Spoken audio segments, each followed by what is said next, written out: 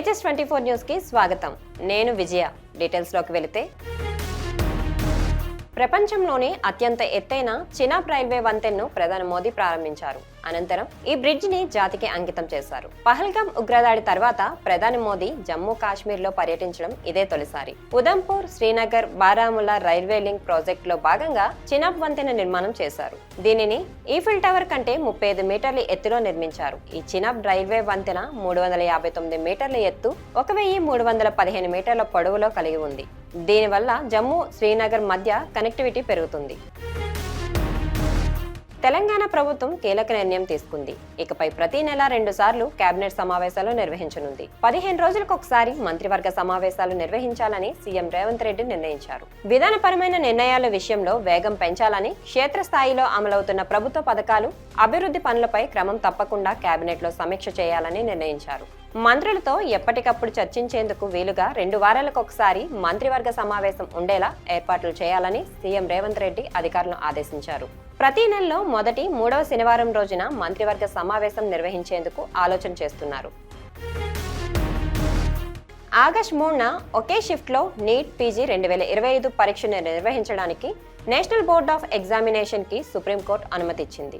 పరీక్షను నిర్వహించడానికి 2 నెలల కంటే ఎక్కువ సమయం కోరడాన్ని మొదట ప్రశ్నించిన జస్టిస్ ప్రశాంత్ కుమార్ మిశ్రా, జస్టిస్ అగస్టిన్ జార్జ్ మసిహ్లతో కూడిన ధర్మాసనం ఆ తరువాత కారణాలు నిజాయితీగా ఉన్నాయని పేర్కొంది. అయితే పరీక్షను నిర్వహించడానికి ఎన్బీఈకి ఇక సమయం ఇవ్వబోమని సుప్రీంకోర్టు స్పష్టం చేసింది.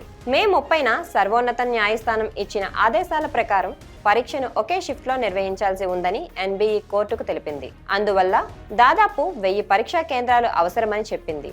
జూన్ 15న జరగాల్సిన పరీక్షను ఆగస్టు 3న ఉదయం 9 గంటల నుంచి మధ్యాహ్నం 12:30 మధ్య నిర్వహిస్తామని ఎన్బీఈ పేర్కొంది. అమెరికా అధ్యక్షుడు డొనాల్డ్ ట్రంప్ డిమాండ్ చేస్తున్నట్లు నాటో దేశాలు తమ రక్షణ పెట్టుబడులను 5% మేర పెంచేందుకు సిద్ధంగా ఉన్నాయని నాటో సెక్రటరీ జనరల్ మార్క్ రుట్టే పేర్కొన్నారు. బ్రసెల్స్ లోని కూటమి ప్రధాన కార్యాలయంలో నాటో రక్షణ మంత్రుల సమావేశానికి అధ్యక్షత వహించిన మార్క్ రుట్టే తరువాత విలేకరులతో మాట్లాడారు.